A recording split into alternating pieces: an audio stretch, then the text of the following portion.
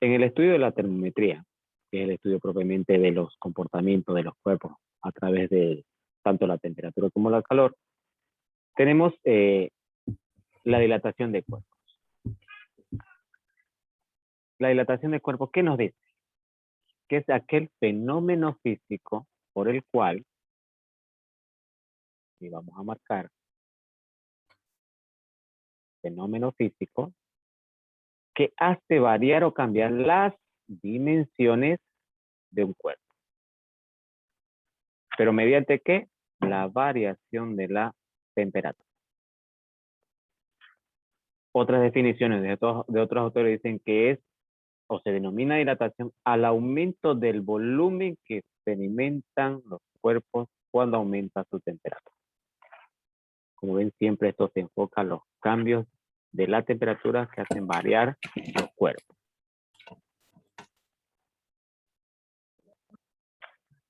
Definida la dilatación, entonces, procedemos a la clasificación de la misma. La dilatación se clasifica en 3 tipos de dilatación. Tenemos la dilatación lineal, la dilatación superficial o de área y la dilatación volumétrica. Veremos cada una de ellas. ¿Qué sería la dilatación lineal? El mismo término nos indica línea. ¿Qué quiere decir? Que es la variación, ¿ya?, que sufre un cuerpo, por así llamarlo cuerpo, solo en su longitud, despreciando así las otras 2 dimensiones. Es decir, que va a variar, la única dimensión que va a variar es el arco. Teniendo en cuenta para ello, y el estudio de la misma, ya aparecen las terminologías físicas para su posterior cálculo matemático. En este caso es el coeficiente de dilatación lineal, que esto es una base fundamental para los cálculos de dilatación respectivos. ¿Qué nos refiere que es la dilatación lineal o el coeficiente de dilatación lineal? Es la variación de la longitud respecto a la variación de temperatura. A esto se refiere este pequeño símbolo de acá. Este pequeño triángulo es una letra griega llamada delta, que significa o representa en física variación de la longitud sobre la variación de su temperatura. También se le dice delta L, variación de longitud, delta T, variación de temperatura. Y vemos el significado de cada una de las letras que intervienen en esta forma. La unidad se lo representa por la letra griega alfa, que sería esta de acá. Y la unidad de medida respectiva que se emplea para el cálculo del coeficiente de dilatación lineal sería 1 sobre grados centígrados, o también el grado centígrado a la menos 1. Cualquiera de estas dos son sus unidades de medida del coeficiente de dilatación. Una vez teniendo en cuenta, definido lo que es propiamente la dilatación y el coeficiente de dilatación, tenemos que ver las fórmulas que se utilizan para lo que es el cálculo de la dilatación lineal. Y para ello, tenemos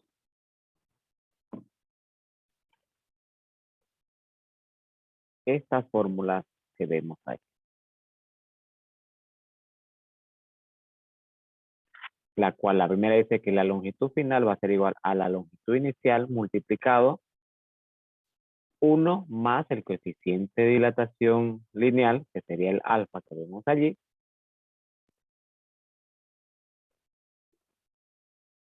por la variación de temperatura o delta T.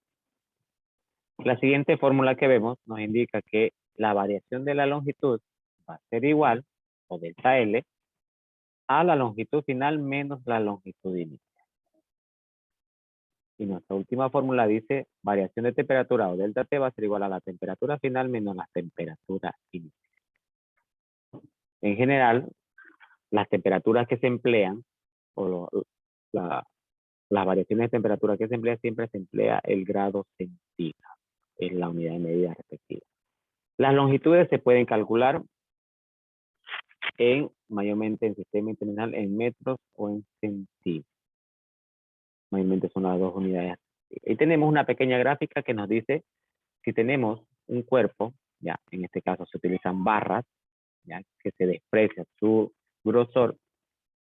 Si se somete a una temperatura inicial va a tener una longitud inicial, pero si a esta barra, como vemos ahí, se le incrementa o se le hace variar su temperatura, es decir, ya apareciese el delta T que vemos acá, esto automáticamente da lugar a una temperatura final y obteniendo una longitud final. Y vemos claramente en la gráfica que se produce un alargamiento de este cuerpo. Entonces, a esta porción que se ha alargado es lo que sería la variación de longitud o delta. Una vez definido la dilatación lineal, vamos a ver lo que es la dilatación superficial o también llamada dilatación de área. ¿Qué nos dice que es la dilatación superficial o de área? Es cuando el cambio que sufre un cuerpo, la variación que sufre un cuerpo, a través de su área o superficie. No se olviden que área o superficie es exactamente lo mismo. Mediante la temperatura. O sea, la temperatura es la causante de que cambie su área o superficie. ¿Cuáles son las dos dimensiones que se afectan? El alto y el largo. Para ello, así como existía en la dilatación lineal un coeficiente de dilatación lineal, también surge el coeficiente de dilatación superficial o de área, que simplemente es o va a ser igual al doble de lo que viene a ser el coeficiente de dilatación lineal. Se lo representa por la letra griega beta y también su unidad de medida viene a ser 1 sobre grado centígrado o grado centígrado a la menos 1. Y vemos allí la fórmula para el coeficiente de dilatación superficial que vendría a ser 2 veces multiplicado el coeficiente de dilatación. También así como había en dilatación lineal, para la dilatación superficial existen fórmulas definidas para poder calcular dichos fenómenos. Son las que estamos marcando a continuación. Esta nos indica que el área final o superficie final va a ser igual al área inicial por la multiplicación de 1 más el coeficiente de dilatación superficial por el delta T o variación de temperatura. Esta sería nuestra primera fórmula. La segunda fórmula que se emplea es la variación de área superficie va a ser igual a área final menos área inicial. Y finalmente nuestra última fórmula a aplicar o a utilizar es la variación de temperatura delta T va a ser igual a temperatura final menos temperatura inicial. Pero para entender un poco la parte teórica mencionada, vamos a ver esta pequeña gráfica. A esto se refería cuando se habla de propiamente dilatación. Dice que era la variación que sufren los cuerpos en 2 de sus dimensiones. En el largo y en el alto. Quiere decir que esas 2 dimensiones que he marcado en color amarillo y verde van a sufrir variación a través de el cambio en la temperatura del cuerpo. Vemos esta primera gráfica, tiene una temperatura inicial y una superficie inicial, ahí. Al existir una variación de temperatura o delta T, automáticamente vemos que los cuerpos que inicialmente tenían esta proporción, vamos a marcarlo ahí, dan a lugar a un incremento. Y esto que acabo de marcar en ese recuadro es la variación de área o superficie, llegando a observarse un incremento en su área, que es la línea anaranjada que estoy marcando. Se alarga. Y a través de ese alargamiento aparece este cambio de temperatura final.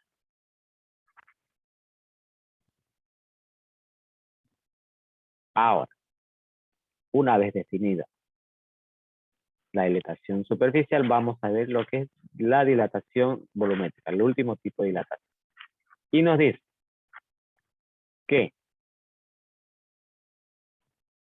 la dilatación volumétrica se da cuando existe variación o cambio de un cuerpo variando su volumen a través de la temperatura. Al variar la temperatura, varía su volumen y se afectan las tres dimensiones que posee dicho cuerpo, es decir, el alto, el largo y el ancho. Las tres dimensiones se ven afectadas. Igual que en los dos anteriores casos, existe una dilatación, un coeficiente de dilatación volumétrica, que vendría a ser el triple de lo que es el coeficiente de dilatación lineal. Se lo reconoce por la letra griega gamma, y también su unidad de medida es 1 sobre grados centígrados o grados centígrados a la menos 1. Como en los anteriores casos, también existen fórmulas para calcular el coeficiente de dilatación volumétrica. Y nos dice que, no se olviden que este símbolo es gamma y significa coeficiente de dilatación volumétrica. Y es igual a 3 veces multiplicado el coeficiente de dilatación lineal. Ahora, también existen fórmulas para calcular el coeficiente de dilatación volumétrica. Y vemos a continuación. También estas tres fórmulas que me indican que el volumen final, como ven ahora es BF, el volumen final va a ser igual al volumen inicial multiplicado 1 más el coeficiente de dilatación volumétrica por delta T o variación de temperatura. Esta es nuestra primera fórmula. Nuestra siguiente fórmula nos dice delta B o variación de volumen va a ser igual a del volumen final menos volumen inicial. Y nuevamente tenemos una tercera fórmula que nos dice que la variación de temperatura delta T es igual a temperatura final menos temperatura inicial. Observando la gráfica, vemos ya un volumen. Tenemos de referencia este cubo, donde tiene un alto inicial. Ahí le estoy marcando la línea roja. Tenemos un largo inicial. Y tenemos un ancho inicial. Serían las tres dimensiones. Vamos a ir a la línea. Ahí. Entonces, tenemos esas tres dimensiones. Y que al aplicarle una variación en la temperatura, que sería en este caso el delta T, cuando se le hace variar su temperatura, es decir, que esta temperatura inicial, al existir esta variación de temperatura, va a dar lugar a una temperatura final, donde el volumen inicial que vemos que tiene este cuerpo va a sufrir una modificación. Como vemos aquí, el cuerpo ha aumentado en esa cantidad, dándonos como resultado final, vamos a marcar ahí con líneas de colores, vemos que tenemos el largo final, comparemos la línea amarilla de arriba con la de abajo, vemos el cambio que ha habido. También sufre un alto final, nuevamente voy a marcar la línea roja, comparen el de arriba con el de abajo, cómo se incrementa, y finalmente el ancho final, que también ha sufrido cambio. Entonces, mediante esta gráfica nos corrobora lo que va a ser propiamente los cálculos de dilatación volumétrica. Se observan por analogía tanto de la dilatación superficial como la dilatación volumétrica surgen a raíz de la dilatación lineal.